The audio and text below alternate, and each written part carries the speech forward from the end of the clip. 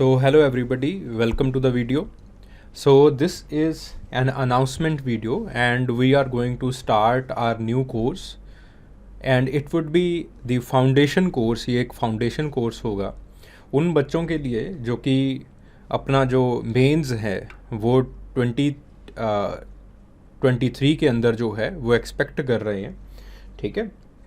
सो वो बच्चे जो है या फिर उसके बाद जो है वो मेंस लिखना चाहते हैं, तो वो बच्चे जो है वो इस वीडियो को प्लीज़ आप जो है वो एंड तक देखिएगा। इसके अंदर हम जो इसके कोर्स के जो सेलिएंट फीचर्स होने वाले हैं, ये कोर्स किस तरह से चलेगा, ये कोर्स को किस तरह से हमने कंसेप्चुलाइज़ किया है, किस तरह से जो है वो नोट्स दिए जाएंगे, इस कोर्स का मेन जो है वो ऑब्जेक्टिव क्या है, उन सारी चीज़ों के बारे में जो है वो चर्चा की जाएगी इसके अंदर, ठीक है। So please watch this video till the end. तो आपकी आई बिलीव कि बहुत सारी जो क्वेरीज़ हैं वो जो है वो डिस्कस हो जाएंगी इस वीडियो के अंदर ही, ठीक है।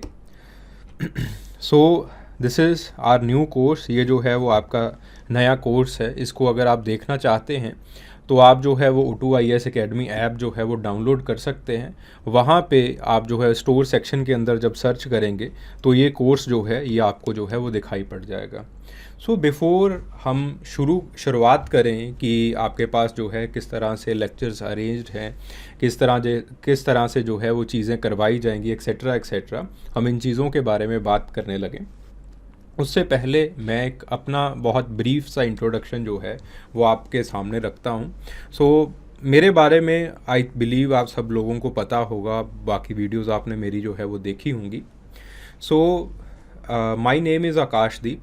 मैंने जो है वो MA किया है एंथ्रोपोलॉजी के अंदर and I am double JRF 2017-2019 के अंदर जो है वो मुझे जूनियर रिसर्च फेलोशिप जो होती है भारत सरकार जो है वो देती है, उससे जो है वो नवाजा गया, उससे जो है वो सम्मानित किया गया। और उसके बाद जो है मैंने जो है वो 3 पेपर्स के ऊपर जो है वो 3-4 पेपर्स के ऊपर जो है वो काम किया है। तो एक नवजोत कौर के साथ जो है वो को-ऑथर किया है पंजाब की एनीमिया प्रॉब्लम के रिगार्डिंग। तो इस तरह से जो है वो मेरे रिसर्च वर्क्स जो है वो चल रहे हैं। और इसी की अगर हम जो है वो UPSC जर्नी की बात करें, सो मैंने जो है वो 2 बार जो है वो मेंस का एग्ज़ामिनेशन जो है वो UPSC का वो दिया है और एक बार जो है वो मैं इंटरव्यू तक जो है वो गया हुआ हूँ। और सो दिस इज़ बहुत ब्रीफली जो है ये मेरा जो है वो आपके पास एक इंट्रोडक्शन जो है, ठीक है। सो अब हम जो है वो कोर्स की तरफ लौटते हैं, कोर्स की बात करते हैं। सो जो आपके पास अगर एंथ्रोपोलॉजी को मैं थीम्स के हिसाब से डिवाइड करूं, ठीक है, थीम्स के हिसाब से अगर, या फिर मैं सिंपली कह दूं कि एंथ्रोपोलॉजी के अगर मैं पिलर्स की बात करूं, तो एंथ्रोपोलॉजी के मोटा मोटी जो है वो 9 थीम्स या फिर 9 पिलर्स जो है वो आपके पास जो है वो निकल के सामने आएंगे, ठीक है। सो एंथ्रोपोलॉजी का जो एक कोर बनता है, एंथ्रोपोलॉजी का आप ऐसे कह लीजिए कि जो एंथ्रोपोलॉजी की ड्राइविंग फोर्स है, that is the anthropological thought and it's methods. और उस आपके पास जो है वो एंथ्रोपोलॉजी का मीनिंग क्या है, कंसेप्ट क्या है एंथ्रोपोलॉजी का। देखिए एंथ्रोपोलॉजी ये ना ही जो है वो पूरी तरह से ह्यूमैनिटीज़ के अंदर आती है, ना ही ये जो है वो पूरी तरह से जो है वो सोशल साइंसेस के अंदर आती है। जैसे फॉर एग्ज़ाम्पल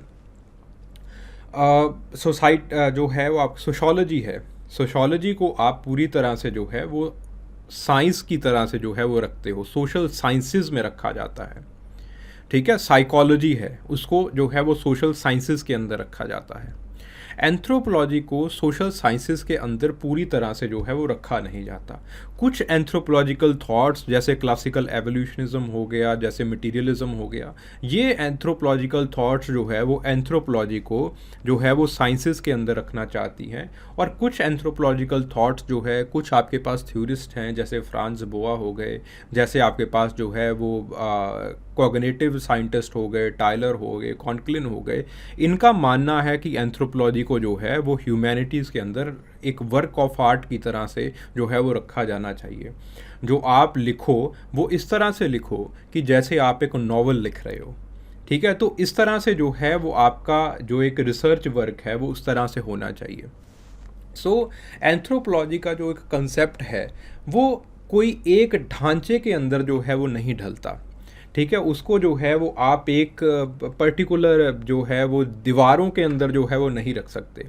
काफ़ी वाइड है, और इसका जो रोमांच है, इसको पढ़ने का जो एक इंटरेस्ट है, वो आपके पास जो है वो एंथ्रोपोलॉजिकल थॉट से बनता है।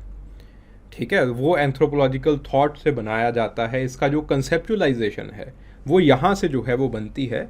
तो अगर मैं कह दूँ कि एंथ्रोपोलॉजी को जो एक पढ़ने का तरीका है, एंथ्रोपोलॉजी को जो एक कंसेप्चुलाइज करने का तरीका है, वो आपके पास जो है वो एंथ्रोपोलॉजिकल थॉट से जो है वो आपको जो है वो मिलता है। सो ये आपके पास जो है वो इंजन है एंथ्रोपोलॉजी का। ठीक है, सो ज़्यादातर जो मेरे स्टार्टिंग वाले जो लेक्चर्स होते हैं वो इसी के ऊपर जो है वो कंसंट्रेटेड होते हैं।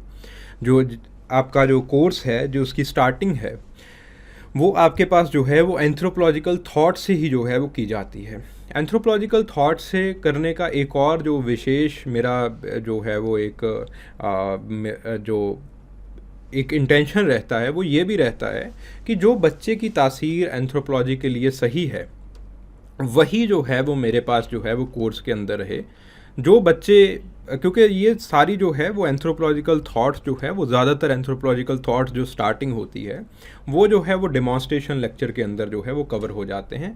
तो जो बच्चे जो है वो ऑप्ट आउट करना चाहते हैं, जो कहते हैं कि अच्छा एंथ्रोपोलॉजी को हम जस्ट एक देखने आए थे, एक नज़र जो है वो देखने आए थे हम, लेकिन हमारी तासीर से ये जो है वो नहीं जो है वो it is not going with us, so वो जो है वो बाहर जो है वो निकल सकते हैं। बाहर जो है वो बिना किसी पैसा खर्च किए हुए जो है वो बाहर अपना जो है वो कोई और ऑप्शनल जो है वो चूज़ कर सकते हैं।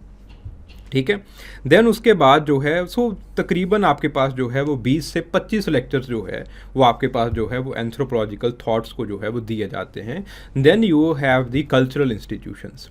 कल्चरल इंस्टीट्यूशंस आपके सिलेबस में जो है वो मोटा मोटी जो है वो 3 कल्चरल इंस्टीट्यूशंस एक तरह के हैं, 3 कल्चरल इंस्टीट्यूशन जो है वो दूसरी तरह के हैं।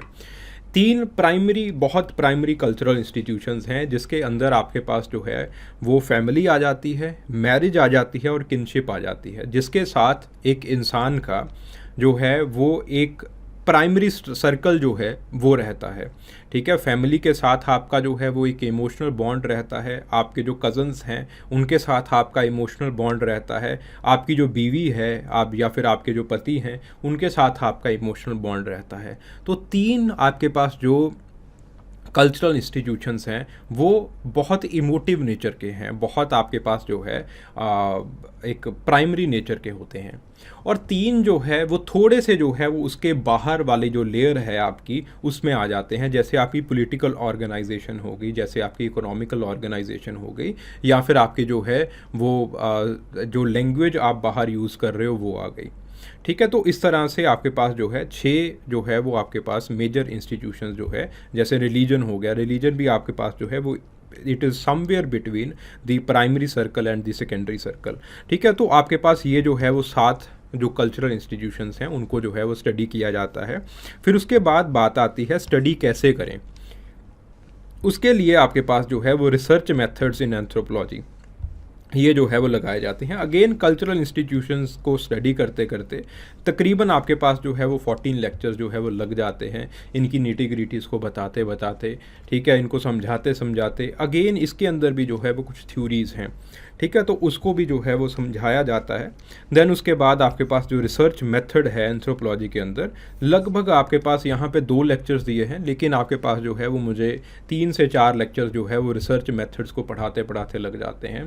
क्योंकि रिसेंटली यूपीएससी का अगर मैं पैटर्न देखूँ तो यूपीएससी का पैटर्न मुझे ये बताता है कि रिसर्च मेथड्स को थोड़ा सा वो जो है वो डीपली जो है वो पूछ रहे हैं, ख़ास करके जो आपकी रिसर्च पर्सपेक्टिव्स हैं, जैसे आपके पास जो है वो पॉजिटिविज़म हो गया, एंटी पॉजिटिविज़म हो गया, या फिर आपके पास नॉन पॉजिटिविज़म हो गया, तो वो थोड़ा सा जो है वो इसकी डेप्थ के अंदर जा रहे हैं, रीजनिंग की डेप्थ के अंदर जा रहे हैं बेसिकली। तो आपके पास जो है इस तरह से जो है वो आपका कल्चरल एंथ्रोपोलॉजी को जो है वो अच्छे से पूरा किया जाएगा। ठीक है, अगेन क्लास के अंदर जो है वो प्रिंटेड नोट्स जो है वो बच्चों के दिए जाते हैं। ठीक है। और जो एक ये डिक्टेशन है इसको जो है वो बहुत मिनिमल रखा जाता है, बहुत ही मिनिमल। ठीक है। मेजर जैसे मेरी वार्तालाप होती है बच्चों के साथ, बातें होती है, मेरा ये इंटेंशन रहता है कि बच्चों को दो चीज़ें जो है वो क्लासरूम के अंदर प्रॉपरली सिखा दी जाएं। पहला है कि कंसेप्ट क्या है। कंसेप्चुअल अंडरस्टैंडिंग बच्चे की बहुत स्ट्रांग होनी चाहिए, इतनी स्ट्रांग कि यूपीएससी कोई भी सवाल पूछ ले, टेढ़ा मेढ़ा उल्टा सीधा जैसा भी वो क्वेश्चन पूछे, बच्चा उसके एसेंस को, उस क्वेश्चन के एसेंस को जो है वो फटाफट समझ जाए। दूसरी चीज़ होती है बच्चे की वोकेबलरी डेवलप करनी। हर एक डिसिप्लिन की एक वोकेबलरी होती है। ठीक है। जब आप मेरे लेक्चर्स देखोगे, इवन यूट्यूब के ऊपर जो मेरे लेक्चर्स हैं, तो आपके पास मैं कुछ कीवर्ड्स को यूज़ करता हूँ, कुछ की फ्रेजेस को यूज़ करता हूँ। ज़्यादातर लेक्चर जो है वो मेरा हिंदी के अंदर होता है यूट्यूब के ऊपर, लेकिन आपके पास जो कुछ की फ्रेजेस आते हैं, then I deliberately switch to English. तो अगर आप बार बार उन लेक्चर्स को देखोगे तो वो जो अंग्रेज़ी वाले शब्द हैं वो आपके दिमाग के अंदर छप जाएंगे। ठीक है। तो यही मेरा जो है वो एक पैटर्न जो है वो आपको पढ़ाने का जो है वो इसके अंदर जो है वो लेक्चर्स के अंदर रहेगा। ठीक है। मैं बार बार जो है वो कुछ वर्ड्स को जो है वो रिपीट करूँगा, ताकि वो जो चीज़ें हैं, वो जो लेक्सिकन है, वो जो एक वोकैब होती है सोफिस्टिकेटेड एंथ्रोपोलॉजी के अंदर, वो जो है वो आप जो है वो कैरी कर लो अपने साथ। ठीक है। देन उसके बाद आती है आपके पास बारी इंडियन एंथ्रोपोलॉजी की। खैर, इंडियन एंथ्रोपोलॉजी और ट्राइबल स्टडीज़ कोर्स के अंदर जो है वो बाद में की जाती हैं। ठीक है। इंडियन एंथ्रोपोलॉजी को जो है वो तकरीबन आपके पास जो है वो 15 लेक्चर्स जो है वो दिए जाएंगे। इंडियन एंथ्रोपोलॉजी के अंदर बहुत सिंपली अगर मैं पुट करूं कि क्या है इसके अंदर, इंडियन एंथ्रोपोलॉजी के अंदर जो आपने कल्चरल एंथ्रोपोलॉजी वर्ल्ड पर्सपेक्टिव से समझा, it is from the perspective of India. ठीक है। देन आपके पास जो है वो ट्राइबल स्टडीज़ आ जाती हैं। ट्राइबल स्टडीज़ के अंदर अगेन 9 लेक्चर्स, 9 से 10 लेक्चर जो है वो यहाँ पे इसको जो है वो दिए जाते हैं। अगर आप सिलेबस देखना चाहते हो कि सिलेबस किस तरह से है इसका, तो उसकी मैंने अलग से जो है वो वीडियोस बना दी हैं। देन आपके पास जो है वो बायोलॉजिकल फिजिकल एंथ्रोपोलॉजी आती है। इसको तकरीबन जो है वो 17 से लेके 20 लेक्चर्स जो है वो दिए जाते हैं। Then you have the variation in humans. इसको तकरीबन आपके पास जो है वो 10 से जो है वो 12 या 13 लेक्चर्स में जो है वो कंप्लीट किया जाता है variation in humans. Variations in humans का मतलब है कि ह्यूमंस की कितनी डाइवर्सिटी है। डाइवर्सिटी के अलग अलग पढ़ावों के बारे में जो है वो बात की जाती है। जैसे इकोलॉजिकल डाइवर्सिटी के बारे में इकोलॉजिकल एंथ्रोपोलॉजी के अंदर जो है वो बात की जाती है। जो आपके पास डिसीज़ की डाइवर्सिटी के बारे में एपिडेमियोलॉजिकल एंथ्रोपोलॉजी के अंदर बात की जाती है। रेशियल डाइवर्सिटी के बारे में रेशियल स्टडीज़ के अंदर बात की जाती है। तो इस तरह से अलग अलग आपके जो डाइवर्सिटी के अलग अलग जो है वो चरम हैं, अलग अलग जो है वो लेयर्स हैं, उन लेयर्स को जो है वो बेसिकली यहाँ पे जो है वो खगोला जाता है। Then you have the applied anthropology. Applied anthropology को अगेन 2 पार्ट्स के अंदर आपके सिलेबस के अंदर डिवाइड किया गया है, anthropology in daily life and applied genetics. ठीक है। Again it requires about 4 to 5 lectures. Then you have archaeology. Archaeology को 2 पार्ट से जो है वो स्टडी किया जाता है। One is the world archaeology, other is the Indian archaeology. तो 2 पार्ट से जो है वो इसको जो है वो स्टडी किया जाता है। वर्ड आर्कियोलॉजी के अंदर जनरल पैटर्न जो टूल्स के डिस्पर्सल का है और जो टूल्स के फॉर्मेशन का है, टूल टेक्नोलॉजी का है, उसको जो है वो स्टडी किया जाता है। और इंडियन आर्कियोलॉजी के अंदर जो, क्योंकि इंडिया के अंदर कोई भी यूनिफॉर्मिटी नहीं है आर्कियोलॉजी के अंदर। ठीक है। इंडिया के अंदर मैं आपको समझाऊंगा कि बच्चे कई बार कंफ्यूज हो जाते हैं कि ये चल क्या रहा है। वर्ड आर्कियोलॉजी के अंदर सर कह रहे थे कि जो है वो माइक्रोलिथ्स आए, तो आपके पास जब फ्रीक्वेंसी बहुत ज़्यादा हो गई तो मैंने कह दिया कि मीजोलिथिक है। इंडिया के अंदर माइक्रोलिथ्स तो अपर पैलेयोलिथिक में आने शुरू हो गए। तो इंडिया के अंदर थोड़ी सी जो है चीज़ों को जो है वो डेप्थ के अंदर लेके जाया जाता है। तो ये जो है वो आपके पास जो है वो इसके लिए आपके पास जो है वो 9 से जो है वो तकरीबन 15 लेक्चर्स जो है वो 10 से लेके 15 लेक्चर्स जो है वो आर्कियोलॉजी के ऊपर जो है वो डेडिकेट किए जाते हैं। तो there are certain salient features of this course, उसके बारे में हम बात करते हैं। तो आपके पास जो क्लासेस हैं उसका जो एक फोकस रहेगा that will be on the conceptual clarity. Conceptual clarity के ऊपर जो है वो हमारा प्राइमरी फोकस रहेगा। इसीलिए बच्चों को ज़्यादा जो है वो डिक्टेशन नहीं दी जाती। जो आपके पास जो प्रिंटेड नोट्स हैं वो दिए जाते हैं और वहाँ पे भी जो है वो प्रिंटेड नोट्स के अंदर भी जो है वो इतना समय दिया जाता है बच्चों को कि वो जो है वो कीवर्ड्स वगैरह को जो है वो लिख पाएँ। ठीक है, अगेन कंसेप्चुअल क्लैरिटी के ऊपर जो है वो खास ध्यान दिया जाता है। और आपके पास जो है जो लेक्सिकल जो आपके पास जो एक वोकैब होती है एंथ्रोपोलॉजी की, वो कैसे बिल्ड करें उसके ऊपर जो है वो मैं खास जो है वो ध्यान दूंगा। क्योंकि अल्टीमेटली जो आप आंसर्स लिखोगे सिलेबस अपने पेपर के अंदर, जो आप आंसर्स लिखोगे, उन आंसर्स के अंदर आपकी वोकैब जो है वो उसके ऊपर ध्यान दिया जाता है। ठीक है, इंट्रोडक्शन में ही पता चल जाता है हमें कि बच्चा जो है वो कितने पानी के अंदर है। तो इंट्रोडक्शन में अगर आप वो वोकैब यूज़ करेंगे तभी जो है वो एक एग्ज़ामिनर जो है वो आपको आपका जो फर्दर आंसर है उसको जो है वो देख पाता है। नहीं तो वो ऐसे ही छोड़ देता है कि पता नहीं कौन क्या लिख रहा है। ठीक है, हर एक क्लास जो है वो आपके पास जो है वो 2.5 घंटे के करीब करीब होगी। 2.5 से 3 घंटे की जो है वो क्लास होती है। सो बहुत आइडल है ये 2.5 घंटे।